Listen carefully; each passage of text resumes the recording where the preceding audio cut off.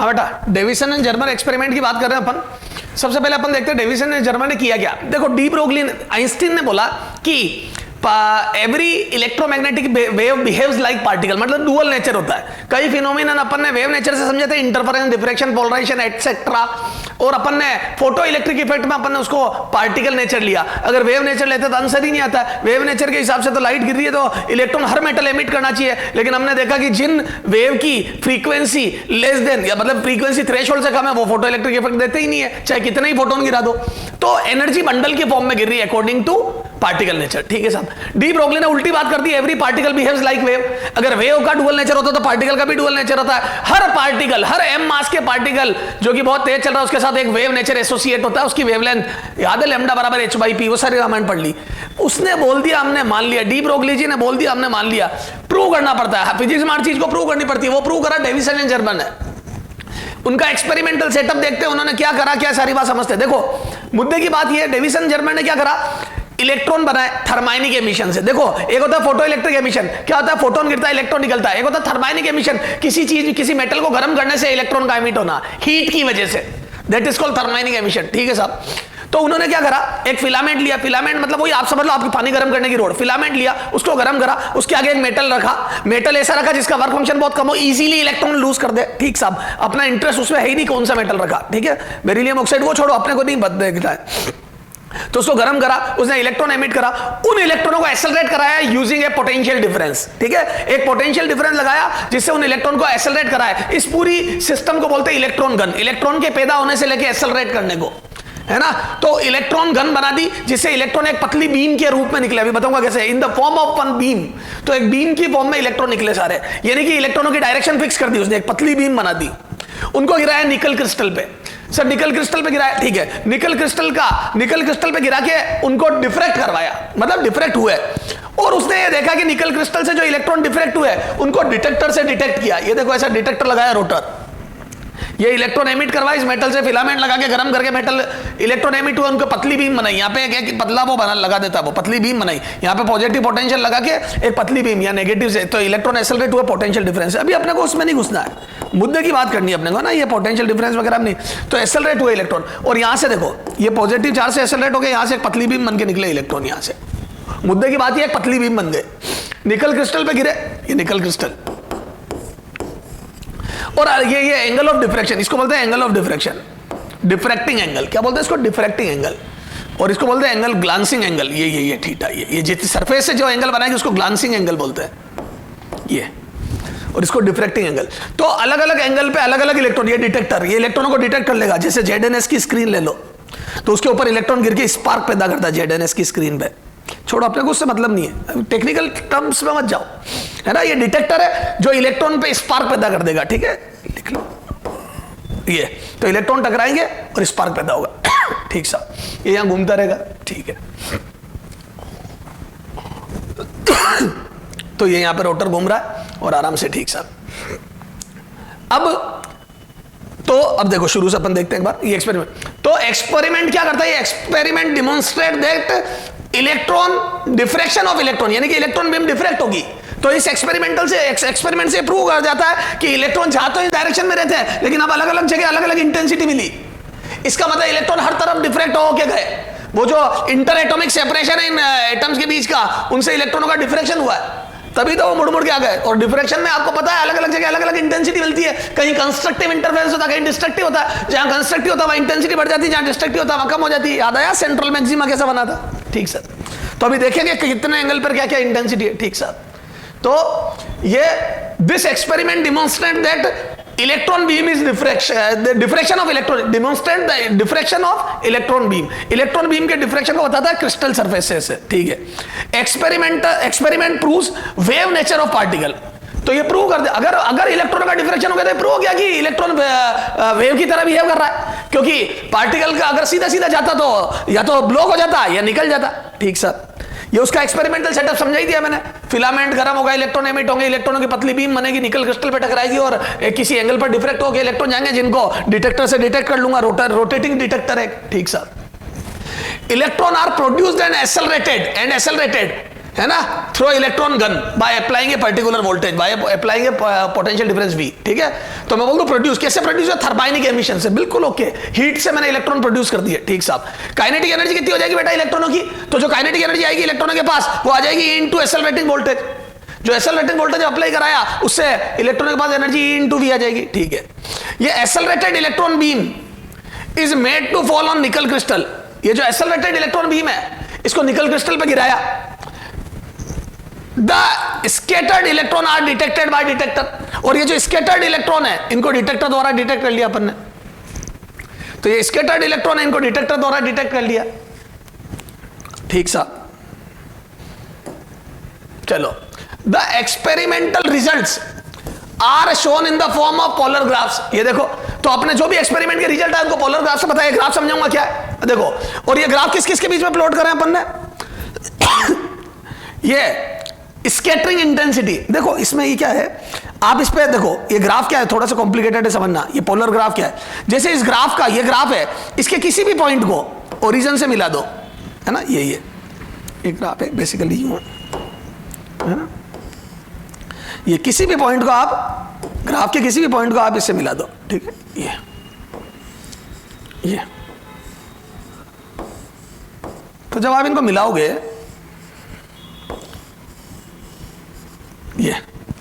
तो ये जो लाइन की लेंथ है, देखो एक तो होगा एंगल, इस ये जो लाइन बनाओगे इसका एक तो होगा एक्स एक्सिस से एंगल, और एक होगा इसकी लेंथ, ठीक है। तो कितने एंगल पे कितनी लेंथ, यानी कि कितनी लेंथ का वेक्टर बना, जितनी ज्यादा लेंथ उतने इंटेंसिटी ज्यादा, है ना, नंबर ऑफ इलेक्ट्रॉन, है ना, इंटेंसिटी ऑफ इलेक्ट्रॉन। तो ये जो लाइन की लेंथ है वो इंटेंसिटी ऑफ इलेक्ट्रॉन को शो करती है, वो क्या किसको शो करती है, इंटेंसिटी ऑफ स्कैटर्ड इलेक्ट्रॉन को। तो length of line shows intensity of scattered electron, जितनी ज्यादा लेंथ। तो 44 डिग्री 44 वोल्टेज पर यह ग्राफ मिला, ये यहां पे 44 वोल्ट अप्लाई करा, तो 44 वोल्ट अप्लाई करने से इलेक्ट्रॉन की जो वेवलेंथ बनी, मतलब उसके जो पार्टिकल नेचर, वेव नेचर की, पार्टिकल नेचर की इसकी वजह वेव नेचर की जो वेवलेंथ बनी, अरे यहां पे 44 वोल्ट का वोल्टेज अप्लाई करा, तो जो उसका वेव नेचर बना, उसकी जो वेवलेंथ बनी, उस हिसाब से जो डिफ्रैक्शन हुआ उसमें इस टाइप का ग्राफ मिला, इंटेंसिटी जो भी मिली। 54 वोल्ट जब लगाया, यहां पे 44 की जगह 54 कर दिया, जैसे 54 वोल्ट करा तो इलेक्ट्रॉन की वेवलेंथ अलग आएगी। अब बेटा अलग अलग वोल्टेज पे याद है कितनी होती है इलेक्ट्रॉन की वेवलेंथ, तो इलेक्ट्रॉन की wavelength, de Broglie wavelength 12.27 upon √V, नहीं लिखा है फॉर्मूला, एंगस्ट्रॉम, देख ले मैंने लिखा रखा, इसको यूं भी लिख रखा मैंने 150 डिवाइड बाई V, देखो ये वाला फॉर्मूला, ये 150 डिवाइड बाई V एंगस्ट्रॉम, देख ले आराम से। ये तो ये देखो, तो अपन ने क्या करा बेटा 54 वोल्ट, तो 54 वोल्ट पे भी जब अपन ने मिलाया अलग अलग जगह, तो ये देखो, तो सबसे बड़ी लाइन ये बनी, ये सबसे बड़ी लेंथ ये रही, ये, और ये जो लाइन बनी ये 50 डिग्री पे बनी, 50 डिग्री पे, मतलब 50 डिग्री पे सबसे ज्यादा स्कैटर्ड इलेक्ट्रॉन मिले।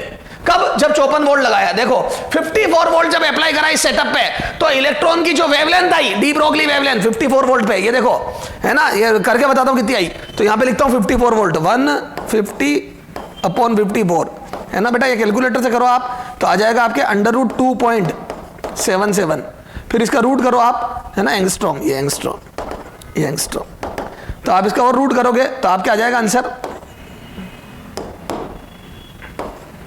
तो आ जाएगा ये 1.67 एंगस्ट्रॉम, ये 1.66 आएगा, 1.66, ठीक है, देख लेता हूं, मैंने किया था डिवाइड, 1.66 एंगस्ट्रॉम,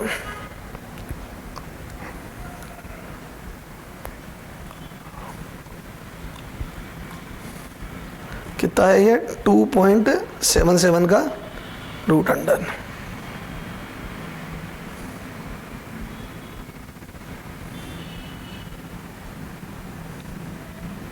हाँ 1.66 के करीब आ रहा है ना, 1.66 एंगस्ट्रॉम। तो क्या मैं बोल दूं 54 वोल्ट पर ये जो इलेक्ट्रॉन है उसकी वेवलेंथ 1.66 एंगस्ट्रॉम हो जाती है, और 50 डिग्री के एंगल पर एट फाई बराबर 50 degree maximum electron scattered electron मिलते हैं, फाई बराबर 50 degree, angle of scattering angle is 50 degree for maximum intensity of scattered electron. तो सबसे ज्यादा स्कैटर्ड इलेक्ट्रॉन 50 डिग्री पे मिलते हैं, क्लियर है ये। उसके बाद वापस से देखो 64 वोल्ट लगाया, मुझे लगा ग्राफ का जैसे जैसे वोल्टेज बढ़ा रहे बढ़ता जा रहा है, पर ये देखा फिर वापस छोटी हो गई लेंथ, देख लो ये छोटी आने लग गई। क्यों? क्योंकि इस बार फिर इलेक्ट्रॉनों के नंबर कम हो गए। तो मैं बोल दूं सबसे ज्यादा ये मैक्सिमम है, ये पूरा मैक्सिमम इस रिजल्ट का। तो सबसे ज्यादा इलेक्ट्रॉन जो स्कैटर्ड इलेक्ट्रॉन को इंटेंसिटी मिली वो 50 डिग्री पे मिली और 54 वोल्ट पे मिली। तो answer is at 54 volt and angle is 50 degree, 50 degree पर मैक्सिमम ये। ठीक साहब, क्लियर है सर? चलो अब देखो 54 वोल्ट पर ये देखो, अब अलग अलग एंगल पे देखा तो 50 डिग्री पे मैक्सिमम मिली, 40 डिग्री पे इतनी मिली, 60 पे ऐसी। ये देखो आप डिफ्रेक्शन का ग्राफ है। क्यों?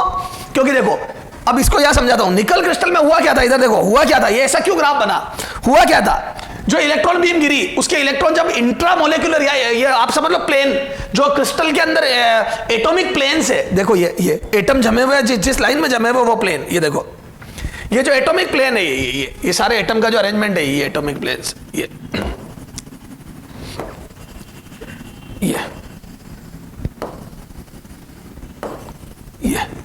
तो ये एटॉमिक प्लेन्स, इनसे जब इलेक्ट्रॉन आके डिफ्रेक्ट होके गए, समझ गए, ये जो इंट्रामोलेक्युलर से ये एटॉमिक सेपरेशन है, इनसे जो स्कैटरिंग हुई, तो जैसे एक बीम यहां से स्कैटर्ड होके गई, ये गई, तो इनके बीच में इंटरफेरेंस होगा ना, क्लियर है? तो अलग अलग बीम के बीच में इंटरफेरेंस होगा, तो जैसे एक ये यूं गई और एक ये अंदर से यूं गई, तो मैं बोल दूं दोनों इंटरप्लेनर जो होता ना, इंटरप्लेनर डिस्टेंस जो अंदर प्लेन के बीच का जो सेपरेशन है, इंटरप्लेनर डिस्टेंस ये डी, तो मैं बोल दूं अगर ये डिस्टेंस डी है और ये दोनों लाइन आ रही है पैरेलल, तो इसका परपेंडिकुलर हो गया ये, और इस हॉरिजॉन्टल लाइन का परपेंडिकुलर ये है, तो ये भी एंगल थीटा हो गया क्या? तो अगर ये, इसको बोलते हैं ग्लांसिंग एंगल। क्या बोलते हैं बेटा? Glancing angle, glancing angle. तो ये angle of diffraction and this is glancing angle. तो ये ग्लांस कर गई थीटा एंगल पर, मतलब प्लेनर, ये जो प्लेन है एटॉमिक प्लेन, उससे जो एंगल बनता है उसको ग्लांसिंग एंगल बोलते हैं। तो ये रे आके यूं चली गई, ये अंदर वाली रे देखो ये यहाँ टकरा के यूं गई, तो क्या मैं बोल दूं इनके बीच में एंगल थीटा है, तो इसका परपेंडिकुलर ये और इस वाली हॉरिजॉन्टल लाइन का परपेंडिकुलर ये भी एंगल थीटा हो जाएगा। ठीक साहब, तो ये angle, if this angle is theta then this angle, this angle will also be theta. अब ये स्मॉल डी है, ये थीटा है, तो ये डी साइन थीटा हो गया क्या? ये this is D sine theta, this is also D sine theta.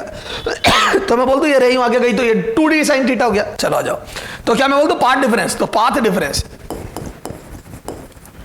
तो पाथ डिफरेंस है ना 2d sine theta is equal to n lambda for maximum intensity या कंस्ट्रक्टिव इंटरफेरेंस। अरे देखो ना बेटा, ये पाथ डिफरेंस आ गया, तो interplanar separation, if interplanar separation is small d then this path difference d, ये हो जाएगा डी साइन थीटा, ये और ये भी डी साइन थीटा, और यहां तक पाथ बराबर था, आगे का पाथ बराबर है, तो this is 2d sine theta. तो मैं बोल दूं this is 2d sine theta is the path difference is equal to n lambda. अब यहाँ पे n की वैल्यू 1 2 3 4 रखते जाओ तो आपको ये सब पता पड़ता जाएगा। अब अपने को निकल क्रिस्टल का सेपरेशन पता है, ये वो। अब देखो इलेक्ट्रॉनों के लिए, तो मैं ये बोल दूं अपन ने इलेक्ट्रॉन को 54 वोल्ट पे एक्सेलरेट कराया, तो उसका ये हिसाब किताब आया 1.66 एंगस्ट्रॉम, है ना, इसकी वेवलेंथ आई। अब यहाँ पे अब अपने को ये ब्रेक्स लो है ना, दिस इज कॉल्ड ब्रेक्स लो। क्या बोलते हैं इसको? ब्रेक्स लो, है ना। तो अकॉर्डिंग टू ब्रेक्स लो, है ना, अपने पास 2d साइन थीटा बराबर n लैम्डा आया। क्या? वेयर d इज क्या है, where d is interplanar separation, ठीक है, interplanar separation, where d is interplanar separation. ठीक साहब, तो d साइन थीटा बराबर n लैम्डा। अब अपन यहां वैल्यू रखते जाएंगे और सोल्व करते जाएंगे, ठीक है। अब देखो कि ये जो है, अब अपना जो एंगल आया मैक्सिमम इंटेंसिटी के लिए, ठीक है। अब जो निकल क्रिस्टल का जो वो है सेपरेशन, देखो इससे प्रूव हो जाएगा कि हाँ यार 1.66 एंगस्ट्रॉम वेवलेंथ वाला क्यों हुआ। तो यहां पे d बराबर अपन जो सेपरेशन रखेंगे, और ये एंगल 65 डिग्री। सर 65 कैसे रखोगे, बता देता हूं। आपने 50 डिग्री पर बताया ना maximum number. If this angle is 50 degree then ये 180 हो गया। देखो अगर ये एंगल ऑफ स्कैटरिंग 50 डिग्री है, तो क्या मैं बोल दूं ये टोटल 180 होगा, तो ये कितना हो जाएगा 65 degree, and this is also 65 degree. तो 65 और ये 50, तो बोल दो टोटल 180 हो गया। तो 65 डिग्री आ गया एंगल ऑफ ग्लांसिंग। ये तो डी इज इंटर, ये आ गया 65, और ये जो इंटर प्लेनर सेपरेशन होता है वो होता है 0.91, है ना, और ये आ जाएगा साइन 65 डिग्री, ठीक है, is equal to n lambda, ठीक है ये, और एन बराबर 1 रखता हूं, है ना, एन बराबर 1, फॉर एन बराबर 1, फॉर एन बराबर 1, तो मुझे यहां से पता पड़ जाएगा, क्या पता पड़ जाएगा कि कितनी वेवलेंथ पर मैक्सिमा बनेगा, और ये देख लेना 1.66 ही आएगी। 54 वोल्ट पर इलेक्ट्रॉन की जो वेवलेंथ आई थी 1.66 एंगस्ट्रॉम, देखो ये उसके आसपास ही आएगी, ठीक है। तो साइन अपन निकालते हैं, साइन 65 डिग्री की वैल्यू, सबसे पहले तो साइन 65 डिग्री की वैल्यू देखो,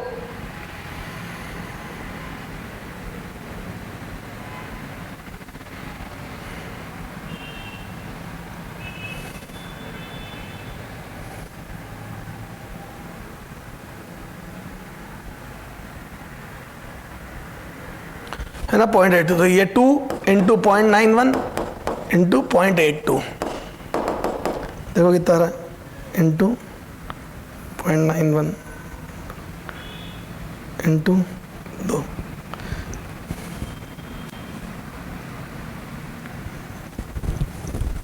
एक मिनट सोल्व करते हैं इसको। हाँ बेटा, अब जब अपन इसको सोल्व करते हैं, जैसे देख, ठीक है, अपन ने साइन की वैल्यू रख दी 65, ये एंगल ऑफ ग्लांसिंग है ना, ये एंगल ऑफ ग्लांसिंग है, वही एक ही बात है, जैसे जैसे एंगल ऑफ स्कैटरिंग बदलेगा वैसे वैसे एंगल ऑफ ग्लांसिंग बदलेगा, और ये इंटर प्लेनर सेपरेशन है, स्मॉल डी, है ना, कई बुक में ये भी लिखा होता है डी साइन फाई बराबर एन लैम्डा, एक ही बात है बेटा, पर यहाँ पे ये डी क्या है, ये इंटर एटॉमिक सेपरेशन है ना, ये इंटर एटॉमिक सेपरेशन क्या होता है सर, ये रहा इंटर एटॉमिक सेपरेशन, ये वाला, ये तो ये कैपिटल डी होता है, हालांकि अपन ऐसे नहीं कर रहे हैं, तो इंटर एटॉमिक, तो कई बुक में ये लिखा होता है, तो this is interatomic separation d, और ये साइन फाई, ये angle of scattering, not angle of glancing, ये theta, sine phi angle of scattering is equal to n lambda, तो ये भी लिख सकते हो आप, ठीक है, और ये भी लिख सकते हो। तो अभी अपन इससे कर रहे हैं, तो इनका जो इंटरप्लेनर सेपरेशन है वो रख दो, जो भी निकल क्रिस्टल का होता है, और एंगल 65 डिग्री, क्यों, क्योंकि एंगल ऑफ स्कैटरिंग जब 50 डिग्री है, ये 50 डिग्री है, तो बचा हुआ 180 में से आधा आधा ये दोनों हो गया, तो 180 माइनस ये था 130 का आधा 65 हो गया, है ना, कैलकुलेट करके देख लेना 65 डिग्री आएगा, तो एंगल ऑफ ग्लांसिंग 65 डिग्री रखा, और सॉल्व कर दिया n बराबर 1, है ना, कि भाई सबसे छोटी वेवलेंथ, सॉरी सबसे बड़ी वेवलेंथ जिस पर अपने को, तो वही 1.65, मैं बोल दूं it is very close to, it is very close to, very close to, very close to de Broglie wavelength, de Broglie wavelength, wavelength of electron obtained by, बोलो किससे, obtained by, very close to de Broglie wavelength of electron, ठीक है ना, जैसे निकाली थी ना आप, ऑब्टेन्ड बाय मत लिखो, निकाल ली ना मैंने, 1.65 आई तो थी, ये देखो, ये डी ब्रोगली का ही तो फॉर्मूला है इलेक्ट्रॉन की वेवलेंथ के लिए, तो इसका मतलब जो डी ब्रोगली ने फॉर्मूला दिया वो बिल्कुल करेक्ट है, मतलब आप सोच लो कितनी क्लोज आंसर आया है। तो जो इंटर एटॉमिक सेपरेशन है, इंटरप्लेनर सेपरेशन है, उस हिसाब से भी जो कंस्ट्रक्टिव इंटरफेरेंस होगा, क्या, किसका, ये इसके वेव नेचर का जो कंस्ट्रक्टिव इंटरफेरेंस होगा इलेक्ट्रॉन बीम का, वो 65 डिग्री के हिसाब से मैंने निकाला, तो वो लैम्डा 1.65 एंगस्ट्रॉम आ रहा है, ठीक है, और ये this is very close to de Broglie wavelength of electron, clear है, जो कि डी ब्रोगली वेवलेंथ के फॉर्मूले से जो वेवलेंथ है उसके बहुत क्लोज है, कितनी आई थी 1.66, का मतलब डी ब्रोगली ने बिल्कुल सही फॉर्मूला दिया था। हाँ बेटा, तो अपन ने भी डिफ्रैक्शन, वो डेविसन जर्मर एक्सपेरिमेंट पढ़ा, उसमें ब्रेक्स लॉ पढ़ा, है ना, दो बातें पढ़ी थी, एक तो कैपिटल डी साइन फाई, है ना, angle of scattering is equal to n lambda, या 2d साइन थीटा बराबर n lambda, where theta is angle of glancing not angle of scattering. आ जाओ बेटा, उस पर क्वेश्चन करते बेटा, an electron beam of energy 10 kilo electron volt is incident on metallic foil if the interatomic distance is 0.55 angstrom, then find the angle of diffraction। Angle of diffraction की बातें कर रहा है, यानी कि फाई चाहिए, और ये जो डिस्टेंस दी है this is not small d, this is capital D, तो बोल दूं using Bragg's law, using Bragg's law क्या आ जाएगा, d sine y is equal to n lambda, याद है interatomic separation d capital D होती थी, बताया था मैंने, अच्छा किस्मत से दो फॉर्मूला, 0.55 एंगस्ट्रॉम, साइन थीटा निकालना है, सॉरी फाई निकालना है, एंगल ऑफ क्या ये, हाँ अच्छा, अब देखो बीम की, इलेक्ट्रॉन बीम की एनर्जी दी है, तो मैं बोल दूं पहले लैम्डा निकालना पड़ेगा, तो using de Broglie wavelength, using lambda e is equal to 12.27 upon under root V angstrom. अभी देखो kinetic energy is equal to eV होती है ना, मैंने बताया था ईवी, तो यहाँ से वोल्टेज आ जाएगा, तो बोल दो 100 kilo electron volt is equal to eV, तो यहाँ से ई से ही गया, तो मैं बोल दूँ ये कितना गया 10 है, सॉरी 100, 100 नहीं 100 है ये, 10 है, सॉरी 100 नहीं है ना, 10 किलो इलेक्ट्रॉन वोल्ट ई से ही कट गया, तो ये आ जाएगा 10,000 वोल्ट, तो वी बराबर आ जाएगा 10,000 वोल्ट। ये यहाँ सही करा, kinetic energy is equal to eV, तो यहाँ से दी है 10,000 electron volt is equal to eV accelerating, तो ई से ही गया, तो एक्सेलरेटिंग वोल्टेज आ गया 10,000 वोल्ट, तो यहाँ से लैम्डा इलेक्ट्रॉन, याद है मैंने बताया था ऐसे क्वेश्चन कराया था डी ब्रोगली में, क्या कि काइनेटिक एनर्जी दे तो उससे इलेक्ट्रॉन के काइनेटिक एनर्जी दे तो उससे वोल्टेज बना लो, तो यहाँ से आ जाएगा बेटा 12.27 अपॉन दिस इज 10,000, यहाँ से तो ये आ जाएगा कितना 10,000 शो कर दिया था 0.1227 एंगस्ट्रॉम, ये आ गया लैम्डा इलेक्ट्रॉन, ठीक है, ये आ गया। तो इसकी इलेक्ट्रॉन की जो वेवलेंथ है तो 4n बराबर 1, तो यहाँ से कितना आ जाएगा 0.1227 एंगस्ट्रॉम, ये। अब इसको सोल्व कर देना, तो यहाँ से sin phi is equal to कितना आ रहा बेटा, ये तेरा मॉड्यूल का क्वेश्चन है, सोल्ड एग्जाम्पल का है ना, तो मैं ये कैलकुलेशन नहीं करूंगा, इतनी टफ कैलकुलेशन, ठीक है, आप कैलकुलेटर से करते रहना। ये आ रहा 0.223 है ना, और फाई एंगल ऑफ स्कैटरिंग बराबर आ रहा है साइन इनवर्स 0.223, दिस इज लगभग 13 डिग्री।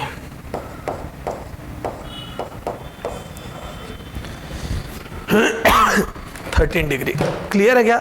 चलो साहब, ये बात समझ में आ गई सर, क्लियर है? एक आधा बूस्टर में और क्वेश्चन वो कर लेना। तो मुद्दे की बात ये कौन सा फॉर्मूला लगेगा, ये बस, बाकी तो कैलकुलेशन है वो आप करते रहो। Inter atomic separation capital D होती है और inter planar separation small D होती है, जो अपन फॉर्मूला में बोलते हैं। This is angle of scattering और वो होता है एंगल ऑफ ग्लांसिंग, ठीक सर। अब आ जाओ कॉम्पटन इफेक्ट। देखो कॉम्पटन इफेक्ट होता क्या है, तो होता ही है कि किसी इलेक्ट्रॉन से कोई फोटोन इंटरेक्ट करता है, तो इंसिडेंट होने से पहले जो उसकी वेवलेंथ है, इंसिडेंट होने के बाद वो वेवलेंथ थोड़ी सी कम हो गई है, एक्सपेरिमेंटली कॉम्पटन ने देखा, इसके लिए उसको नोबेल प्राइज भी मिला। तो लैम्डा नॉट का फोटोन इंसिडेंट हुआ, तो बाद में जो वेवलेंथ आई फोटोन की वो थोड़ी एनर्जी कम हो गई, वेवलेंथ बढ़ गई। क्या हो गया, समझ में आ गई? तो उसकी एनर्जी कम हो गई और वेवलेंथ बढ़ गई, ज्यादा वेवलेंथ के फोटोन मिले। इसका मतलब कुछ एनर्जी फोटोन ने लूज कर दी है, इसका मतलब फोटोन की वेवलेंथ चेंज हो जाती है इलेक्ट्रॉन से इंटरेक्ट करने पर। सर कितनी एनर्जी लॉस करी, वेवलेंथ बढ़ गई मतलब एनर्जी कम हो गई। सर कितनी एनर्जी लूज करी, तो मैं बोलता हूं वो जो भी एनर्जी इसने लूज करी वो दो फॉर्म में होगी। एक तो इलेक्ट्रॉन का बाहर निकलना एटम से, this is called ionization energy. अरे इलेक्ट्रॉन से, किसी इलेक्ट्रॉन को एटम से फ्री करने के लिए जो मिनिमम एनर्जी चाहिए उसको आयनाइजेशन एनर्जी बोलते हैं। और बाकी बची हुई रिमेनिंग काइनेटिक एनर्जी की है। तो दो पार्ट में यूज करी, एक इलेक्ट्रॉन ने अपने आप को फ्री करने के लिए आयनाइजेशन एनर्जी, और एक इन the form of kinetic energy. तो क्या मैं बोल दूं कि दो फॉर्म में एनर्जी। तो एनर्जी शुरू से देखो, तो कॉम्पटन इफेक्ट क्या, the scattering of photon by an electron is called Compton effect. किसी इलेक्ट्रॉन से फोटोन का स्कैटर्ड हो जाना इज कॉल्ड कॉम्पटन इफेक्ट, ठीक है। Energy and momentum will be conserved, हाँ इस प्रोसेस में एनर्जी और मोमेंटम कंजर्व रहेगा क्योंकि पार्टिकल का। Scattering photon will have less energy और मोर वेवलेंथ, सही बात है। जो स्कैटरिंग फोटोन है उसकी एनर्जी कम हो जाएगी और वेवलेंथ बढ़ जाएगी, ठीक है साहब, as compared to incident photon, ठीक है सर। हाँ, the lost energy lost by the photon will be used by electron in two parts. क्या, one to free from itself, to free from atom, to free itself from atom, atom से खुद को free करवाने में, और other part will be in the form of kinetic energy of electron. ये देखो एक पार्ट तो एटम से खुद को फ्री कराने में चला गया और दूसरा इन the form of kinetic energy होगा, ओके सर। अच्छा, this change in wavelength is called Compton shift. ये जो वेवलेंथ में चेंज आया, क्या आया, लैम्डा डैश हो गई, लैम्डा से बढ़ गई, एनर्जी घट गई, वेवलेंथ बढ़ गई, तो ये लैम्डा डैश हो गई लैम्डा से। दिस शिफ्ट, जिसको बोलते हैं डेल लैम्डा, ये this shift is called Compton shift. क्या बोलते हैं इसको, कॉम्पटन शिफ्ट, ये कॉम्पटन शिफ्ट, ये। And this is given by, इसका डेरिवेशन करने की जरूरत नहीं हमने को, पहली बात तो कॉम्पटन इफेक्ट इतना पढ़, तो h by m naught c, where rest mass, m naught is rest mass, है ना, ये 1 माइनस कोस फाई, ठीक है। चलो sir, this shift will be maximum 4, ये इलेक्ट्रॉन का रेस्ट मास है ना, मैक्सिमम 4, फाई बराबर 180, देख लो फाई 180 रखोगे, ये थीटा, ठीक है, वो स्कैटरिंग एंगल 180, ठीक है, ये मतलब वो ये स्कैटरिंग एंगल है, फाई मतलब स्कैटरिंग एंगल 180 से टर्न करके चली गई, क्लियर है।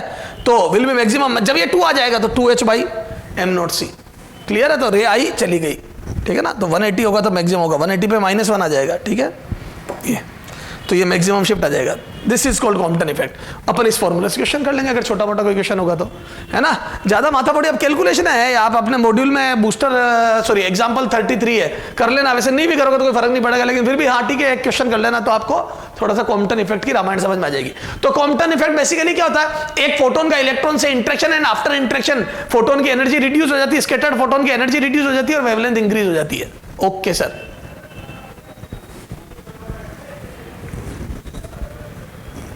हाँ बेटा, इंटेंसिटी की बात करते हैं अपन। क्या बात करते हैं, इंटेंसिटी। तो देखो बेटा, इंटेंसिटी क्या होती है किसी भी लाइट की, तो intensity it is energy falling per unit area per second, not number of photon. ध्यान रखना, energy falling per unit area per second, very very important. Energy falling per unit area per second, not number of photon, not number of photon. ध्यान रखना, number of photon नहीं होता, number of photon. बेटा misconception होता है, ठीक है।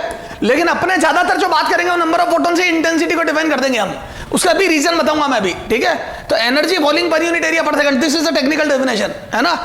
अब नंबर ऑफ फोटोन ही तब ले लेते जब फॉर कांस्टेंट फ्रीक्वेंसी, अगर एक सोर्स की फ्रीक्वेंसी कांस्टेंट और डिस्टेंस कम ज्यादा कर रहे हैं, तो जब फोटोन की फ्रीक्वेंसी फिक्स है, एक फोटोन की एनर्जी फिक्स हो गई। अब इंटेंसिटी या एनर्जी कब कम ज्यादा होगी, जब नंबर ऑफ फोटोन कम ज्यादा होंगे। तो अगर एक फिक्स फ्रीक्वेंसी का सोर्स लूं जिसकी फ्रीक्वेंसी फिक्स है, अब आप दूर पास करोगे उसको, इसके कैथोड के सामने दूर पास करोगे, तो जो इलेक्ट्रॉन एमिट होंगे वो डिपेंड करेंगे कितने फोटोन गिरे। तो इंटेंसिटी अब फोटोनों पे डिपेंड करेगी, क्यों? क्योंकि फ्रीक्वेंसी फिक्स है तो एक फोटोन की फ्रीक्वेंसी एनर्जी फिक्स हो गई, और जब एक फोटोन की एनर्जी फिक्स है तो आप दूर ले जाओगे तो नंबर ऑफ फोटोन कम गिरेंगे, पास लाओगे तो ज्यादा गिरेंगे। ठीक सर, तो energy falling per unit area per second is intensity, not number of photon. हाँ, नंबर ऑफ फोटोन होगी, अब यहां पे लिख दूं, इफ फ्रीक्वेंसी इज फिक्स्ड, यहां से एक स्टार मार्कर के लाइन लिख दो, if frequency of source, if frequency of source, ध्यान रखना इसमें बहुत कंफ्यूजन होता है। ये बात बता रहा हूं, तुम्हारे को ऐसा लगेगा सर गलत बता रहे हैं, क्योंकि ज्यादातर लोग फोटोन ही समझते हैं, force. If frequency of source is fixed, ध्यान रखना फिक्स्ड, क्योंकि हम इतने क्वेश्चन कर लेते कि हम, देखो उसमें गलती नहीं है, हम इतने क्वेश्चन कर लेते कि हमारी हैबिट हो जाती है नंबर ऑफ फोटोन समझने की। हालांकि अपने नंबर ऑफ फोटोन ही काम आएगा, फिर बता देता हूं मैं। If frequency of source is fixed, then intensity is proportional to number of photon, number of photon. S वर्मा में ये लाइन लिखी है, अब अपन क्या ये लाइन देखिए, intensity is proportional to number of photon, ठीक है। तो इंटेंसिटी नंबर ऑफ फोटोन के प्रोपोर्शनल है, कब? जब फ्रीक्वेंसी फिक्स हो, सोर्स फिक्स हो, ठीक सर, आ जाओ, है ना, मोनोक्रोमेटिक सोर्स की, ठीक है। अब देखो, अब एक बात बताओ आप, जैसे मैंने बोल दिया आपको कि एक क्वेश्चन देता हूं,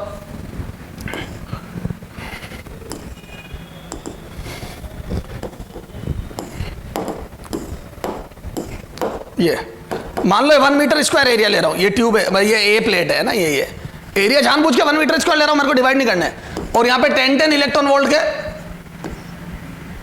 100 electron of 100 photon of 10 electron volt of E, energy equal to 10 electron volt each, 10 electron volt each, ये गिरा है, ठीक है। यहां पे वही, ठीक है, ये फिर से 1 मीटर स्क्वायर, ये बी, यहां पे भी मैंने 100 फोटोन गिरा है, ठीक है ना, 100 फोटोन सॉरी 200 फोटोन, ठीक है, of E equal to 10 electron volt each. फिर से सबकी एनर्जी 10 इलेक्ट्रॉन वोल्ट है, तो वहां पे भी 100 गिरा है, यहां पे वहां 100 गिरा है, 200 गिरा है, वहां पे भी 10 का, यहां पे भी 10 का, ठीक है। फिर थर्ड लिया, ये फिर से 1 मीटर स्क्वायर, ये सी ट्यूब,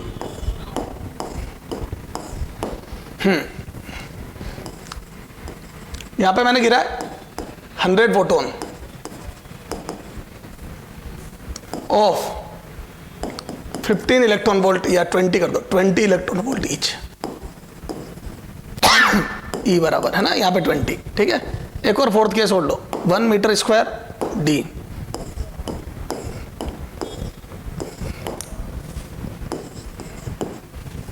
यहां गिरा है मैंने 50 photon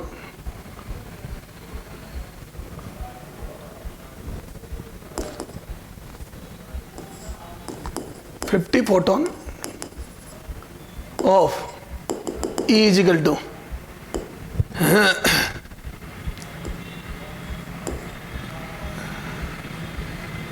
E is equal to 3 electron volt each. ठीक है,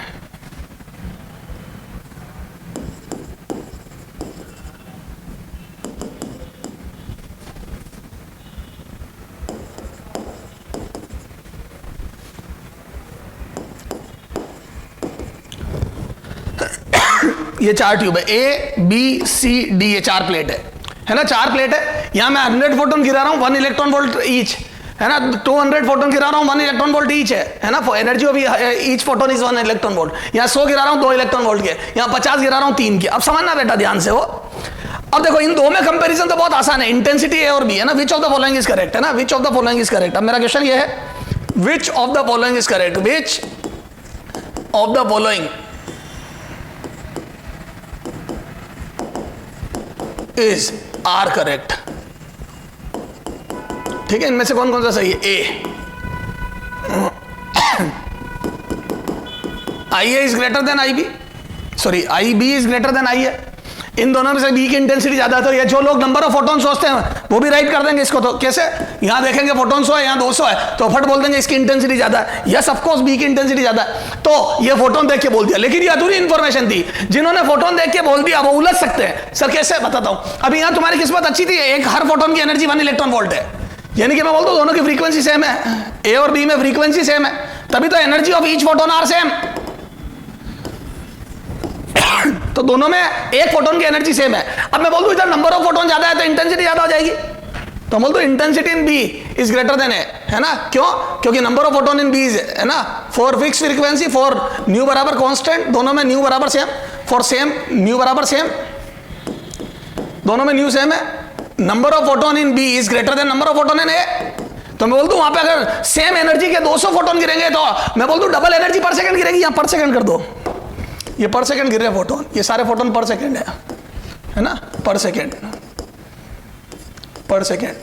तो मैं बोलता हूं यार 100 फोटोन पर सेकंड गिर रहे हैं, 200 फोटोन, तो यहां पे डबल एनर्जी गिर रही है, क्योंकि यहां देखो ना कितनी है, तो यहां इंटेंसिटी है, बोलो सॉल्यूशन में लिख रहा हूं आई ए, तो मैं बोलता हूं आई ए कितनी एनर्जी 10 एक एक के 100, तो 100 electron volt per metre square per second गिर रही है क्या? This is the energy. तो intensity on a tube would, on a plate would be 100 electron volt per metre square per second. यहां पे आई बी बराबर 200, आई बी बराबर 200, ये देखे ना 200 into 1, 200 electron volt per metre square per second. यहां 200, यहां 100 है। आई सी, यहां 100 फोटोन गिर रहे हैं दो के, तो मैं बोल दूं आई सी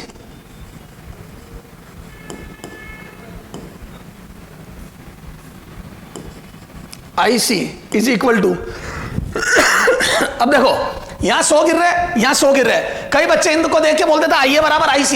यहां ऑप्शन देता हूं मैं, क्या आई ए और IC इक्वल होगा क्या? आ जाओ इधर, है ना, ये बी आई ए और IC की बात करता हूं, I A IC, I A equal to IC और C, है ना, और ऑप्शन देता हूं I A is less than IC, यानी कि IC ज्यादा है। अब आ जाओ, अब इक्वल है ये, तो जो लोग नंबर ऑफ फोटोन देखेंगे तो इक्वल बोल देंगे। ए जो नंबर ऑफ फोटोन को इंटेंसिटी समझते हो तो बोल देंगे दोनों में सेम है। फिर बता रहा हूं अपने तो यही काम है कि फोटोन बढ़ेंगे इंटेंसिटी बढ़ेगी, लेकिन ये नंबर ऑफ फोटोन सेम दे क्या तो इंटेंसिटी सेम बोल दोगे? नहीं। यहां पे देखो यहां कितनी एनर्जी पर सेकंड, 100 फोटोन पर सेकंड गिर रहे, पर दो के गिर रहे, तो यहां 200 electron volt per metre square per second energy गिर रही है। तो क्या मैं बोल दूं यहां डबल इंटेंसिटी है, तो IA से IB भी डबल है और IC भी डबल है। IB इसलिए डबल है क्योंकि नंबर ऑफ फोटोन डबल हो गए, फोटोन की एनर्जी फिक्स है, नंबर ऑफ फोटोन डबल हो गए। ये केस हमारे काम आएगा ज्यादातर, तो हम आदत ही यही बना लेंगे। और इससे अगले वाले में बेटा ये क्या साइलेंट कर रखा तो भी फोन बज रहा है। हाँ, इससे अगले वाले में फोटोन सेम है, लेकिन एक फोटोन की energy of each photon is doubled. तो मैं बोल दूं गिरने वाली एनर्जी डबल हो गई, तो फोटोन वही है, एनर्जी डबल हो गई, तो इंटेंसिटी कंफर्म गारंटेड IC की ज्यादा होगी, इनफैक्ट डबल होगी। ठीक है, तो इक्वल नहीं होगी, ध्यान रखना, ये राइट है, ये राइट है। कारण क्या है यहां पे? Number of photon are same, number of photon. देखो बड़ा अजीब लगेगा, किसी से पूछोगे तो सब यही कहेंगे ये गलत है, सही है ये बात बिल्कुल। मैं तुम्हारे को SC वर्मा क्वेश्चन करूंगा, number of photon is same but energy of each photon, energy of each photon is double. अब यहां इंटेंसिटी बढ़ने का कारण क्या है? सी ज्यादा होने का कारण क्या है? नंबर ऑफ फोटोन तो सेम है, Na बराबर NC है, दोनों पे फोटोन तो सेम गिर रहे हैं, लेकिन energy of C photon is greater than energy of A photon. A से सी में तगड़े फोटोन गिर रहे हैं, तो बराबर नंबर के तगड़े फोटोन गिर रहे हैं, तो एनर्जी इंटेंसिटी बढ़ गई। सर समझ में आ गया? तो इंटेंसिटी नंबर ऑफ फोटोन बढ़ने से भी बढ़ सकती है और इंटेंसिटी एक फोटोन की एनर्जी बढ़ने से भी बढ़ सकती है।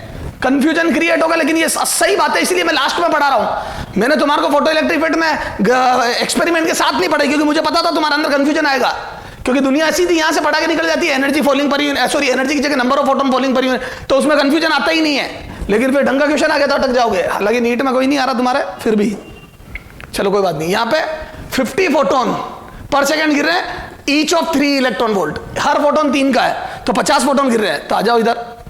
अब देखो तो यहां पे कितनी आएगी इंटेंसिटी? तो आईडी बोलो कितना हो जाएगा यहां से? ID equal to ID is equal to बोलो 3, तो 50 इंटू 3 कितना आ जाएगा बेटा? 150, 150 electron volt per metre square per second, पर मीटर स्क्वायर पर सेकंड 150। अब यहाँ एनर्जी 150 गिरी। अब यहाँ देखो फोटोन कम गिर रहे हैं, मैं ए से कंपेयर कर रहा हूँ, ए में 100 गिर रहे हैं, यहाँ कम गिर रहे हैं, यहाँ फोटोन कम है, बच्चा इंटेंसिटी कम बोल देता है, लेकिन आपको जान के ताज्जुब होगा इसकी इंटेंसिटी उससे ज्यादा है।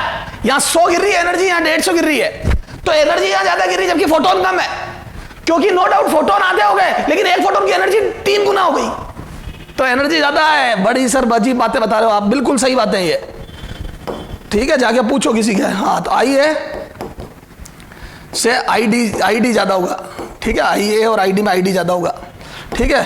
कई बार किताबों में आई है आईडी ये दिया होता है बेटा, फिर बता देता हूं ये ज्यादा होगा। हालांकि यहां पे लिख देना,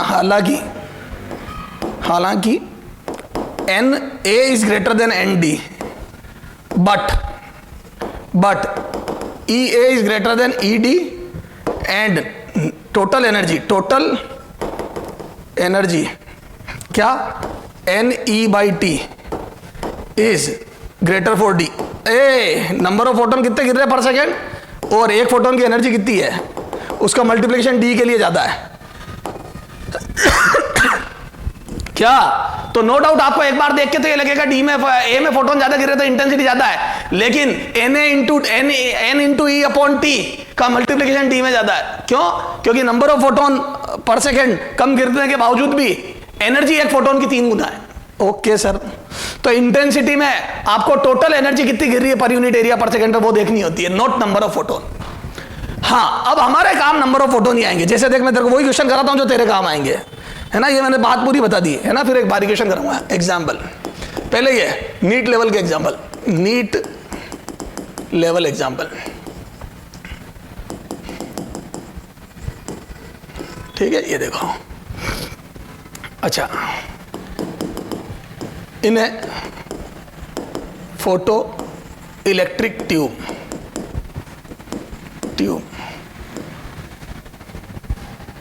एक्सपेरिमेंट, उन्हें सेम फोटो इलेक्ट्रिक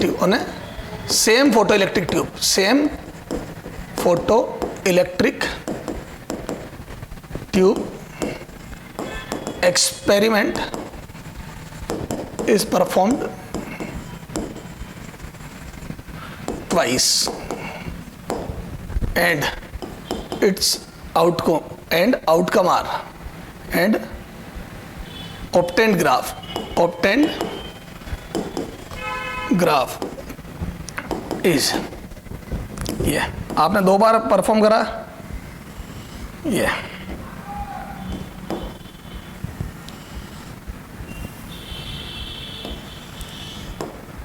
ये फर्स्ट, ये सेकंड, ये N1, ये N2, ये फ्रीक्वेंसी, ठीक है। ये स्टॉपिंग पोटेंशियल, ये है पोटेंशियल कैथोड, अपन जो एनोड कैथोड के रेस्पेक्ट में एनोड पे जो पोटेंशियल लगाया, और ये है आई, ये ठीक है। ये देखो, अब आ जाओ, ठीक है। अब ये 2 बार एक्सपेरिमेंट करा, अब यहां से देखो स्टॉपिंग पोटेंशियल सेम मिला आपको। देखो तो बोल दूं अकॉर्डिंग टू ग्राफ, है ना, दोनों एक्सपेरिमेंट में मैं बोल दूं stopping potential in 1 is equal to stopping potential in 2, और दोनों ग्राफ में स्टॉपिंग पोटेंशियल सेम है। इसका मतलब मैं बोल दूं, ए बेटा, इसका मतलब मैं बोल दूं K maximum of electron, K maximum in 1 is equal to K maximum in 2। तो दोनों बार जो एक्सपेरिमेंट करा आपने उसमें इलेक्ट्रॉन जो एमिट हुआ उसकी मैक्सिमम काइनेटिक एनर्जी सेम है। दोनों बार जो इलेक्ट्रॉन एमिट हुआ पहले और दूसरे में उसकी काइनेटिक एनर्जी सेम है, और दोनों की काइनेटिक एनर्जी सेम है। वर्क फंक्शन देखो तो मैं बोल दूं phi 1, अच्छा phi तो सेम होगा, phi सेम ट्यूब है, फॉर सेम ट्यूब आपने कोई मेटल थोड़ी चेंज करा, same tube, metal is not changed. अरे यही मानेंगे अपन, तो phi सेम, और जब phi सेम है और मैक्सिमम काइनेटिक एनर्जी दोनों में इक्वल है तो मैं बोल दूं energy of photon same, energy of photon E1 बराबर E2, एनर्जी ऑफ फोटोन, मैं गारंटी ले सकता हूं energy of each photon same है, एनर्जी ऑफ ईच फोटोन। तो यहां से मैंने एक निष्कर्ष निकाल दिया कि के मैक्सिमम सेम आई, और के मैक्सिमम सेम आई इसका मतलब जो फोटोन गिर रहे हैं उनकी एनर्जी सेम है। क्यों? क्योंकि वर्क फंक्शन चेंज नहीं होगा, क्योंकि मेटल सेम है। और ये क्या होती है एनर्जी ऑफ ईच फोटोन, तो E बराबर कैसे निकाली मैंने, के मैक्सिमम प्लस phi, जो एनर्जी बच गई प्लस जितनी बाहर निकलने में गई, तो ये तो के एनर्जी जो मैक्सिमम एनर्जी है, kinetic energy maximum plus phi मिला के सेम है। ठीक साहब। अच्छा अब यहां से नंबर ऑफ फोटोन मैं बोल दूं saturation current I saturation in 2 is greater than I saturation in 1। तो saturation current 1 से 2 में ज्यादा, सेकेंड एक्सपेरिमेंट में ज्यादा है, इसका मतलब फोटोन ज्यादा गिरा है, means number of photon per second, number of photon per second 2 में ज्यादा गिरे, 2 में ज्यादा गिरे 1 से। अरे वही इंसिडेंट वाले फोटोन की बात चल रही है, नंबर ऑफ फोटोन इंसिडेंट पर सेकेंड, तो 2 में ज्यादा गिरे 1 से। तो क्या मैं बोल दूं 2 में ज्यादा गिरे, तो यहां से मैं बोल दूं N2 is greater then N1, sorry number of photon ज्यादा, वो समझ में आ गया। तो मैं यहां से, अरे यार ये क्या करा मैंने, इंटेंसिटी कंपेयर करनी थी मेरे को, है ना, ये इंटेंसिटी, चलो खैर कोई नहीं, N2 भी लिख दो। अब यहाँ इंटेंसिटी 2 इंटेंसिटी 1 ये कंपेयर करनी है ना। तो बोलो अब मैं बोल दूं, चूंकि अब देखो इंटेंसिटी, तो intensity is equal to number of photon per second into energy of each photon, number of photon falling per second into energy of each photon. अरे एक फोटोन की एनर्जी कितनी और पर सेकेंड कितने गिर रहे हैं, एनर्जी ऑफ ईच फोटोन, ये। तो यहां से मैं बोल दूं ये आ जाएगा कितना, नंबर ऑफ फोटोन, तो ये यहां पे N2 इंटू E, है ना, ये आ जाएगी, ये N2 इंटू E, ये आ गया number of photon per second. अरे बोलो ना यार, तो मैं बोल दूं N2 ज्यादा है तो intensity 2, intensity in 2 is greater then intensity in 1, ये। तो 2 में गिरने वाली इंटेंसिटी 1 में गिरने वाली इंटेंसिटी ज्यादा है। क्यों? क्योंकि नंबर ऑफ फोटोन ज्यादा गिर रहे हैं। तब मैं बोल दूं इनडायरेक्टली हमारा ये मीनिंग हो गया कि intensity is proportional to number of photon. हाँ यहां वो चलेगा, क्यों? क्योंकि यहां फ्रीक्वेंसी सेम है, यहां दोनों की काइनेटिक एनर्जी सेम है, E सेम है और फ्रीक्वेंसी भी सेम है, एनर्जी फोटोन की सेम है मतलब फ्रीक्वेंसी सेम है। तो क्या मैं बोल दूं कांस्टेंट फ्रीक्वेंसी पे नंबर ऑफ फोटोन, तो मैं बोल दूं इंटेंसिटी इसलिए ज्यादा है क्योंकि यहां पे नंबर ऑफ फोटोन 2 में ज्यादा है पर सेकंड गिरने वाले। तो हमारे जो लेवल में काम आएगी बात, वो फिक्स फ्रीक्वेंसी पे नंबर ऑफ फोटोन कम ज्यादा होने पे, तो बोल दो इंटेंसिटी 2 की ज्यादा 1 से। अब आओ आगे, अगला देखो क्वेश्चन, बेटा समझना ध्यान से, अगला देखो। हाँ जैसे ट्यूब है, ये एनोड कैथोड, ठीक है, ये देखो, अरे एमीटर कलेक्टर ही कर ले यार, ये ले छोड़, अभी एनोड कैथोड में उलझो मत तुम। ये आपकी मेटेलिक प्लेट है,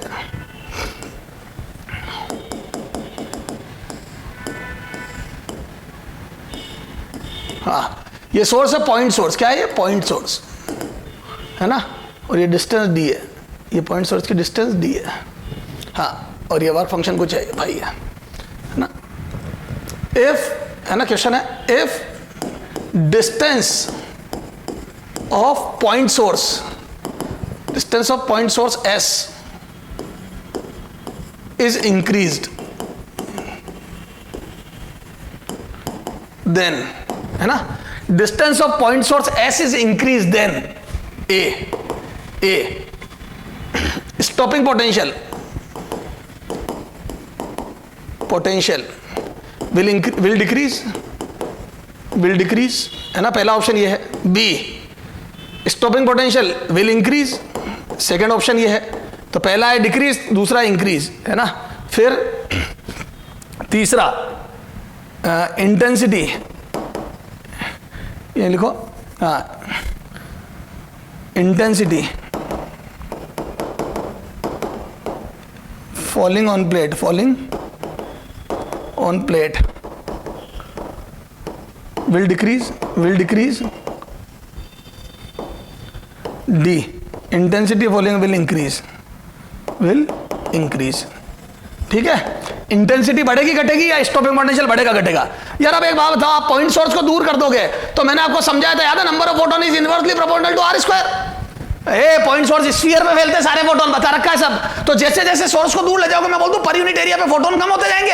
आप डिस्टेंस डबल कर दोगे 1/4 हो जाएंगे, डिस्टेंस 3 गुनी कर दोगे 1/9 हो जाएंगे। एक क्वेश्चन यही मैं आया कराया था 16 मिली एम्पियर वाला और 7 वोल्ट स्टॉपिंग पोटेंशियल वाला। तो बोल दूं जैसे जैसे दूर ले जाऊंगा नंबर ऑफ फोटोन कम होंगे। देखो ये स्फीयर बड़ा होता जाएगा, देखो अभी इतना है, फिर यहां ले गए तो मैं बोल दूं और बड़ा स्फीयर हो जाएगा, तो यूनिट एरिया पे फोटोन कम आएंगे। तो बोल दूं नंबर ऑफ फोटोन, तो एज आर इंक्रीजेस तो बोल दूं नंबर ऑफ फोटोन कम होते जाएंगे। और फोटोन की फ्रीक्वेंसी, सोर्स वही है तो मैं बोल दूं फ्रीक्वेंसी सेम रहेगी। बेटा अगर वो सोर्स वो का वही है, आप एक बल्ब चाहे यहां जलाओ चाहे बॉम्बे में जलाओ, इस बल्ब से हर फोटोन की जो एनर्जी निकलेगी वो फिक्स होगी। यहां जितनी एनर्जी दे रहा वहां पे भी वही देगा, ठीक है। मेरे तक आते आते नंबर ऑफ फोटोन बहुत कम बचेंगे, बॉम्बे से यहां नेग्लिजिबल हो जाएंगे। तो जितना बल्ब मुझसे दूर होगा मेरे ऊपर फोटोन कम गिरेंगे। आप देखते नहीं कैमरे में से जब आपका फोटो खींचते हैं, यहाँ पे 2 लाइट लगाते हैं, फ्लैश लाइट, तो वो उस लाइट से चेहरे पे अपने फोटोन ज्यादा गिरा के ब्राइटनेस बढ़ाई जाती है अपने फोटो की, ठीक है। तो जितना दूर जाएगा उतनी ब्राइटनेस या उतनी नंबर ऑफ फोटोन कम गिरेंगे, ठीक साहब। तो नंबर ऑफ फोटोन कम होगा, लेकिन एक फोटोन की, लेकिन न्यू बराबर सेम, न्यू सेम रहेगा। तो मैं बोल दूं energy of each photon same रहेगी, ईच फोटोन सेम। तो अगर energy of each photon same है तो मैं बोल दूं जो भी फोटोन गिरेगा, चाहे 1 गिरो चाहे 100, जो इलेक्ट्रॉन निकलेगा उसकी के मैक्सिमम फिक्स होगी, सेम रहेगी। बेटा तू चाहे 1 करोड़ फोटोन गिरा, अगर हर फोटोन की एनर्जी 10 इलेक्ट्रॉन वोल्ट है और वर्क फंक्शन 3 है, तो बाहर निकलने में 7 अभी भी बचेगी, और जब सोर्स को दूर ले जाओगे तब भी 7 बचेगी। आप चाहे सोर्स को पास रखो चाहे दूर, एक फोटोन की एनर्जी फिक्स रहेगी। 10 गिर रही है तो 10 ही रहेगी, अभी निकलेगा उसकी 7 एनर्जी होगी, दूर ले जाने पर गिरेगा तब भी 7 एनर्जी बचेगी। तो क्या मैं बोल दूं कि फोटोन जो एमिट होगा उसकी एनर्जी फिक्स रहेगी, 7 है तो 7 रहेगी। तो स्टॉपिंग पोटेंशियल भी सेम रहेगा, तो Vs विल रिमेन सेम। जब काइनेटिक एनर्जी सेम है तो will remain same. Stopping potential क्या होता है? जो सबसे तेज रोकने को वाले को रोकने के लिए required energy, Vs will remain same. तो स्टॉपिंग पोटेंशियल भी सेम रहेगा। तो स्टॉपिंग पोटेंशियल डिक्रीज होगा, गलत, इंक्रीज होगा, गलत। स्टॉपिंग पोटेंशियल पे कोई फर्क नहीं पड़ेगा, क्यों? क्योंकि हर फोटोन की एनर्जी वही रहेगी, क्योंकि सोर्स वही है। तो फर्क किस पे पड़ेगा? डिस्टेंस बढ़ने से इंटेंसिटी कम हो जाएगी, क्यों? क्योंकि एक फोटोन की एनर्जी फिक्स है, अब तो नंबर ऑफ फोटोन, तो मैं बोल दूं intensity is proportional to number of photon. Intensity is proportional to number of photon, लेकिन कब? नंबर ऑफ फोटोन कब? जब न्यू फिक्स, न्यू से, यहां न्यू से में सोर्स वही है, ये कह रहा था मैं। तो अपने यही बात काम आती है, अपना जो लेवल है उसमें। तो अगर सोर्स वही है तो इंटेंसिटी नंबर ऑफ फोटोन के प्रोपोर्शनल है, और दूर जाने पर नंबर ऑफ फोटोन घटेंगे। सर समझ में आ गई? तो यहां पे भी इंटेंसिटी 2 की ज्यादा है और यहां पे दूर जाने पर ये कम होगा। ठीक सर, समझ में आ गई? अब देखो बेटा, एक कॉन्ट्राडिक्टरी बात, ठीक है। अब देखो, है ना, अब जो लफड़ा पड़ता है वो ये है, ये देख, यहां पे देख बेटा, अब ये है स्टॉपिंग पोटेंशियल 1, ये है स्टॉपिंग पोटेंशियल 2, और ये है सैचुरेशन करंट, ये आई का ग्राफ है, आई, ये है स्टॉपिंग पोटेंशियल, ये आई सैचुरेशन। अब देख बेटा, तेरे को हाँ इधर देखना। अब मैं बोल दूं यहां से, अगर मैं तेरे से पूछूं which of the following option is correct, which option is correct, which of the following option is /r correct, ठीक है। A, N1 is equal to N2, B, N1 से n2 ज्यादा है, ये 1 और 2 है ना, 1 and 2 दो ग्राफ है। सी ν1 इज इक्वल टू ν2, डी ν1 से ν2 ज्यादा है, ये है ना फ्रीक्वेंसी है, ठीक है, ν1 ν2 या ν2 फ्रीक्वेंसी ν1, फोटोन गिर रहे हैं ना ये। अब एक बात बताओ आप, है ना, ये तो बहुत आसान आसान बातें पूछ ली मैंने यहाँ।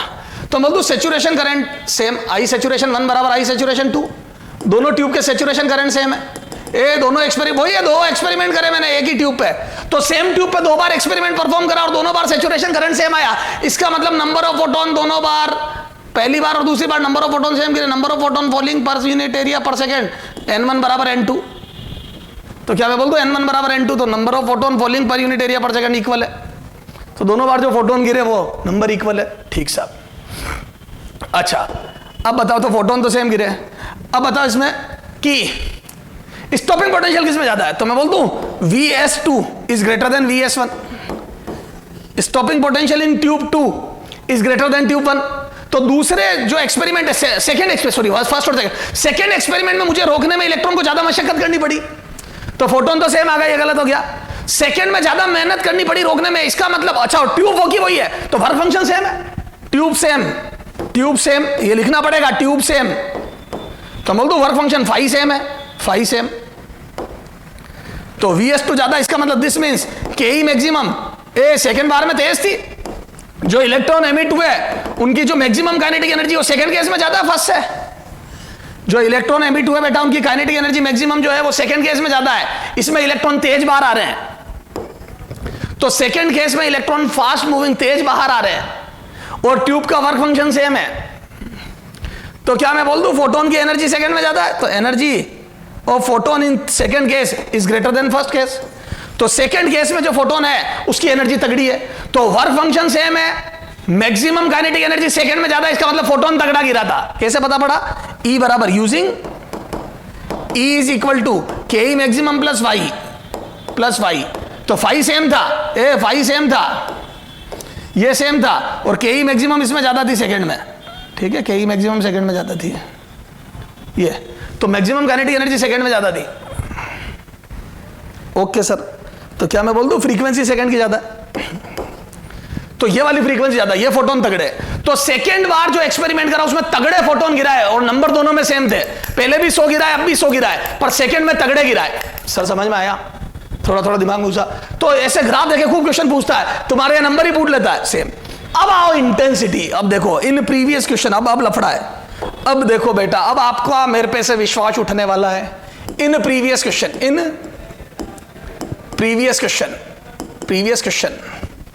Intensity A I1 equal to I2, B I1 is greater than I2, C I1 is less than I2, intensity है, इंटेंसिटी को I लिख रहा हूं, करंट नहीं है ये, चलो इंटेंसिटी को INT लिख दो, छोड़ो, INT 1 बराबर INT 2 है ना, इंटेंसिटी 1 से इंटेंसिटी 2 ज्यादा है, इंटेंसिटी 1 इंटेंसिटी 2 से ज्यादा है, डी करंट से, या चल नन, या चल छोड़, 3 ही ऑप्शन है। अब देखो, अब बेटा देख, तेरा मेरे पे से विश्वास उठने वाला है, मैं जो बात बोलूंगा किताबों में अलग दिए, मैं अलग बोल रहा हूँ, तो तेरे को मैं गलत लगूंगा, लेकिन बात बिल्कुल सही है। तेरे को SC वर्मा का अगला क्वेश्चन दूंगा बेटा, उसमें अपनी बात राइट प्रूव हो जाएगी। देखो NCERT में जो लिखा हो बता देता हूँ, NCERT ये बोलती कि यह इंटेंसिटी सेम है, फिर बोल रहा हूँ वो नंबर ऑफ फोटोन देख के इंटेंसिटी सेम बोल देते हैं, लिखा है NCERT में ब्लैक बोल्ड लेटर में, समझ गए? तो एक तू आके मेरे से आर्गुमेंट कर, उससे पहले सब समझा देता हूँ तेरे को, सारी पिक्चर क्लियर कर देता हूँ। तो according to NCERT intensity are same, वो नंबर ऑफ फोटोन को इंटेंसिटी बोलते हैं। तो अकॉर्डिंग टू NCERT इंटेंसिटी है ना, नंबर ऑफ फोटोन ही मान लिया उन्होंने, इंटेंसिटी इज ऑल है ना, intensity means number of photon, ठीक है। तो वो तो नंबर ऑफ फोटोन को बता रहे, तो इसलिए वो तो हमेशा इसको आंसर दे रहे हैं।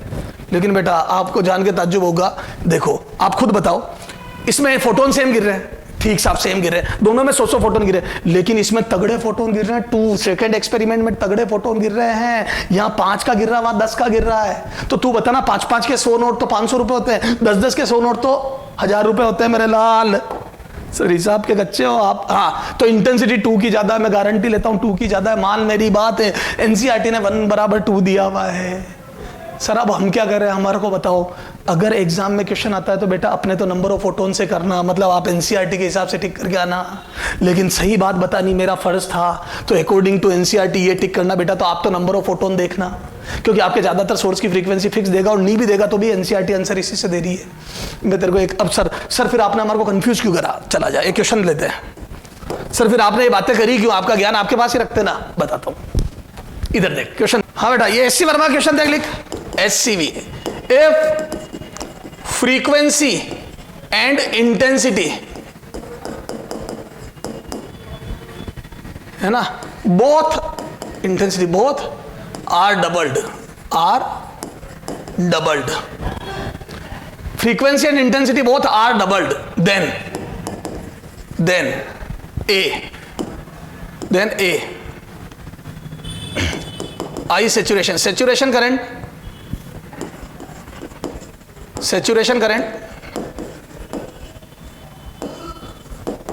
I saturation will remain almost same। B है ना, ये स्टेटमेंट है, A है ना, स्टेटमेंट है, ठीक है, स्टेटमेंट भी ये स्टॉपिंग पोटेंशियल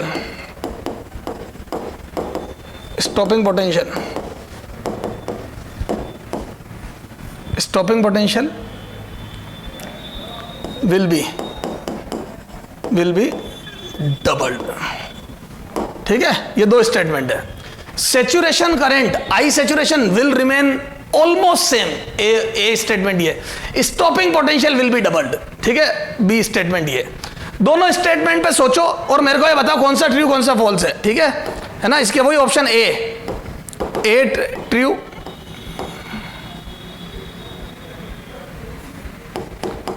ए ट्रू, बी ट्रू, या चलो बी फॉल्स कर दो, false, B A false, B true, C both and B are true, D both and B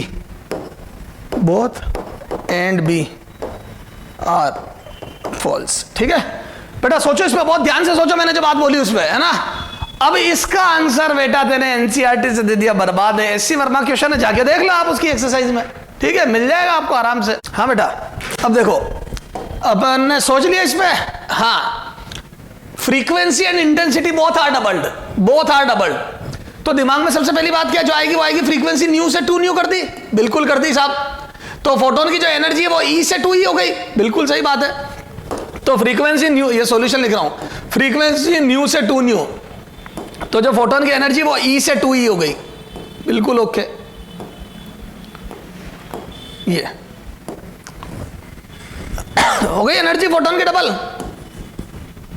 बिल्कुल सही बात है सर।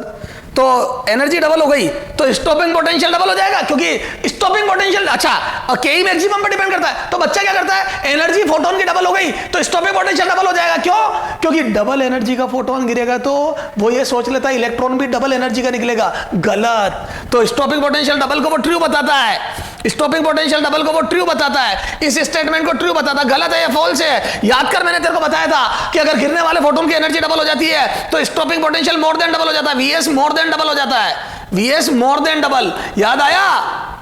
मोर देन डबल। क्यों?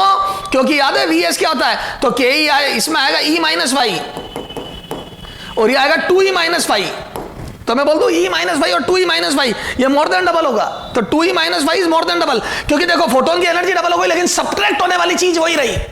तो पहले 10 में से 2 सब्ट्रैक्ट होता था, अब 20 में से 2 हो रहा है। तो देखो एग्जांपल लो, मान लो ये energy, for example assume assume इसको 10, एज्यूम ई इज 10, ये 10, तो मैं बोल दूं अगर ये 10 है तो ये 20 है, तो मैं बोल दूं पहले एनर्जी डबल, तो यहां पे कितना आ जाएगा, और इसको 2 मान लो, 2 इलेक्ट्रॉन वोल्ट, तो मैं बोल दूं ये 10 है और ये 2 है, तो यहां पे 10 माइनस 2 8, यहां पे 20, 10 के डबल 20 माइनस 2 18, तो देख लो 8 और 18 में this is more than double.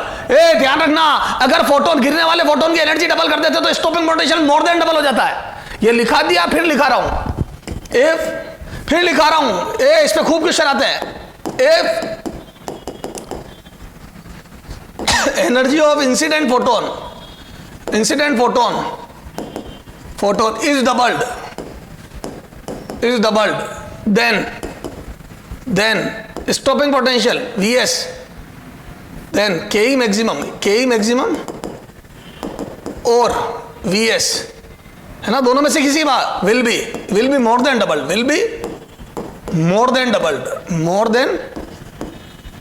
doubled, तो ध्यान रखना जो स्टॉपिंग पोटेंशियल है या Ke मैक्सिमम वो मोर देन डबल हो जाएगा, Ke मैक्सिमम और Vs will be more than double,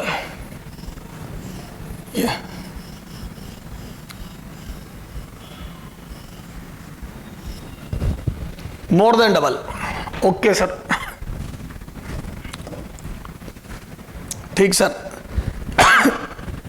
है ना, तो ये तो गलत हो गया, तो जो ट्रू लग रहा था आपको होता है बेसिकली फॉल्स है। अब आ जाओ, saturation current will remain almost same, ये फॉल्स है सर, क्यों फॉल्स है, देखो जो तुम्हें लग रहा है बता देता हूं। तो इंटेंसिटी डबल, तो बच्चे के दिमाग में आता है इंटेंसिटी बता, नंबर ऑफ फोटोन डबल हो गए, तो जैसे ही वो इंटेंसिटी डबल सुनता है उसकी आदत है वो नंबर ऑफ फोटोन डबल कर लेता है, और जैसे नंबर ऑफ फोटोन डबल कर लेता है वो बोल देता है फॉल्स है कि सेचुरेशन करंट सेम का रहेगा, फॉल्स है। क्यों, क्योंकि सेचुरेशन करंट डबल हो गया, तो वो ये बोल देता है नंबर ऑफ फोटोन डबल। तो यहां से आ जाओ, तो second, according to second statement, तो नंबर ऑफ फोटोन डबल हो गए, A intensity double, intensity double, तो डबल, तो बोल देता है कि number of photon double, hence n से 2n हो गए, और वो ऐसे बोलता है सेचुरेशन करंट डबल हो जाएगा, saturation current twice of saturation current हो जाएगा, तो जो पहले था वो उससे डबल हो जाएगा। गलत है बात, क्यों, इंटेंसिटी नंबर ऑफ फोटोन नहीं होती, तो सर क्या होती है, तो इंटेंसिटी नंबर ऑफ फोटोन नहीं होती, तो आपने ये जो प्रेडिक्शन कर लिया वो गलत है। इंटेंसिटी क्या होती है, तो इंटेंसिटी होती है एनर्जी पर यूनिट एरिया पर सेकंड।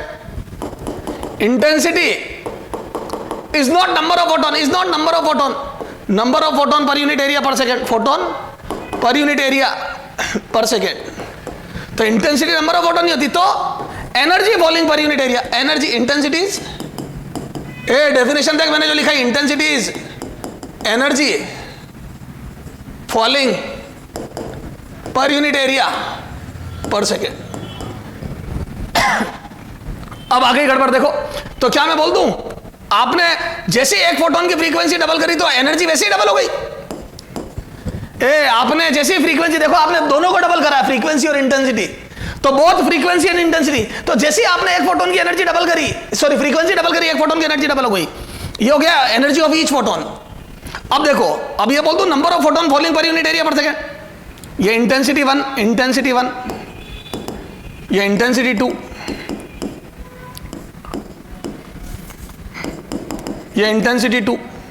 हाँ अब देखना बेटा, थोड़ा सा स्लो हो गया हूं मैं, क्यों, क्योंकि इंटेंसिटी 1, तो मैं बोल दूं पहली ट्यूब की पहली बार की जो इंटेंसिटी है वो h न्यू इंटू, अब देखो number of photon falling per unit area per second, ये मैं बोल दूं number of photon per second, number of photon per second को n, स्मॉल n से लिख रहा हूं ये। तो क्या मैं बोल दूं पहले अगर n गिर रहे थे, चलो कैपिटल N से लिख दो, पहले अगर n गिर रहे थे पर सेकंड और आपको इसको डबल रखना है, तो मैं बोल दूं चूंकि एक फोटोन की एनर्जी ऑलरेडी डबल है, पहले 10-10 के फोटोन गिर रहे थे, अब 20-20 के गिर रहे हैं, तो क्या मैं बोल दूं फोटोन सेम रहेंगे, n सेम, वैसे ही एक फोटोन की एनर्जी डबल है, तो मैं बोल दूं नंबर ऑफ फोटोन सेम रहेंगे, तो मैं बोल दूं नंबर ऑफ फोटोन पहले n थे, अब भी n ही रहेंगे,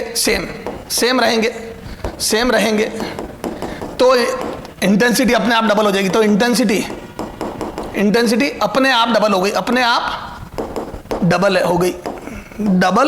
हो गई, क्यों, क्योंकि energy of each photon, energy of photon double है, फोटोन इटसेल्फ डबल है, एक फोटोन की एनर्जी खुद डबल है, पहले 10 का गिरा था 20 का, तो फोटोन सेम रख, जैसे याद है मैंने ए और बी में कंपेयर करा था, पीछे याद कर, मैंने ए और बी में कंपेयर करा था, ये देख ये देख, ये देख, इसमें नंबर ऑफ फोटोन सेम है, ए और सी में देख नंबर ऑफ फोटोन सेम है, लेकिन एक फोटोन की एनर्जी डबल होने से इंटेंसिटी अपने आप डबल थी। तो इंटेंसिटी पे दो चीजों का रोल होता है, एक नंबर ऑफ फोटोन और एक फोटोन की एनर्जी। हमारे जो एनसीईआरटी में या जहां पे भी बात करी हुई है वहां नंबर ऑफ फोटोन पे ही बात करी है, एक फोटोन की एनर्जी पे ध्यान नहीं दिया गया है। और जो लोग नहीं ध्यान देंगे उनके क्वेश्चन गलत हो जाएगा। ये एससी वर्मा क्वेश्चन है, जाके देख लो, और वहां पे एक भी एरर नहीं है, एरर फ्री बुक है वो।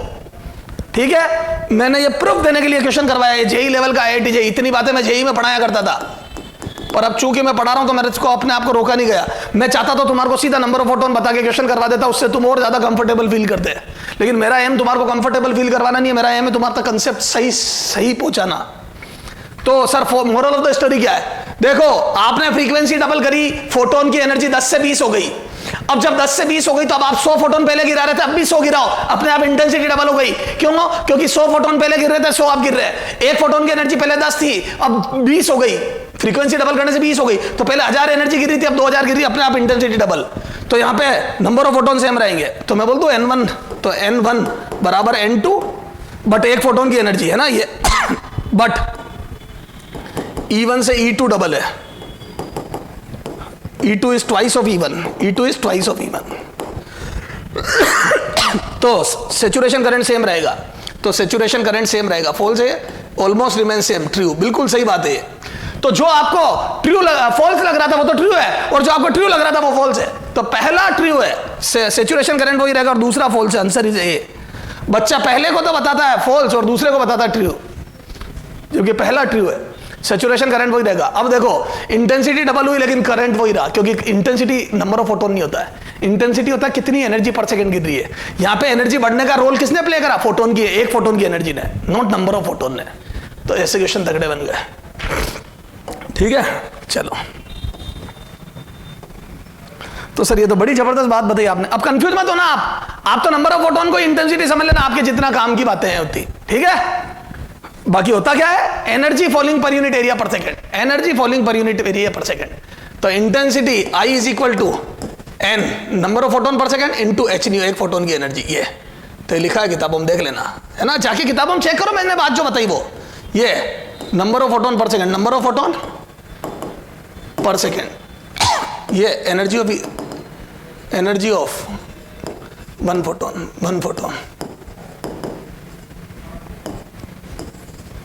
चलो सर, हाँ बेटा, अब देखो एक लास्ट क्वेश्चन देखते हैं इसका, फोटो इलेक्ट्रिक इफेक्ट का। देखो सुनना ध्यान से बेटा, ये एग्जाम में 4-5 बार पूछा हुआ क्वेश्चन है, very very important. Energy of photon falling on cathode, cathode मतलब वो एमिटर प्लेट है ना, in photo electric experiment is this. तो अपने काम की बात है, एनर्जी दी हुई फोटोन की 5.1 इलेक्ट्रॉन वोल्ट, कोई लैम्डा वैम्डा नहीं, डायरेक्ट एनर्जी दी मैंने। ठीक था, work function of cathode is 5 बराबर 2.1 इलेक्ट्रॉन वोल्ट, मतलब वो कैथोड प्लेट का जो है, कैथोड प्लेट है ना, कैथोड प्लेट का जो वर्क फंक्शन है 2.1 इलेक्ट्रॉन वोल्ट, मतलब वहां से इलेक्ट्रॉन निकालने के लिए मिनिमम 2.1 एनर्जी रिक्वायर्ड है। ठीक सर, अब देखो 3 टाइप के क्वेश्चन बनते हैं, मैंने तीनों एक में करा दिया, ये अलग अलग क्वेश्चन है ना। एक पूछ सकता है, the potential that must be applied to stop fastest photo electron emitted from emitter plate, जो एमिटर प्लेट से जो सबसे तेज इलेक्ट्रॉन एमिट होगा उसको स्टॉप करने के लिए कितना पोटेंशियल चाहिए, पोटेंशियल है ना, potential that must be applied. अब सुनना, अब अगर इसके चारों ऑप्शन पॉजिटिव में होते तो तकलीफ नहीं थी, या नेगेटिव में होते तकलीफ नहीं थी। 2 पॉजिटिव 2 नेगेटिव में दे दिए, जैसे ये पॉजिटिव नेगेटिव। अब कंफ्यूजन बड़ा जबरदस्त हो गया। अब सुनना ध्यान से, अगर वो बोले कितना पोटेंशियल अप्लाइड करना पड़ेगा तो नेगेटिव में आंसर आएगा। याद है ग्राफ ऐसा बना था, तो वो जो पोटेंशियल अप्लाइड करना होता है वो, तो हम पॉजिटिव किसको लेते हो समझना। ये इधर देख, ये कैथोड, ये देख लो ध्यान से, ये cathode and this is anode.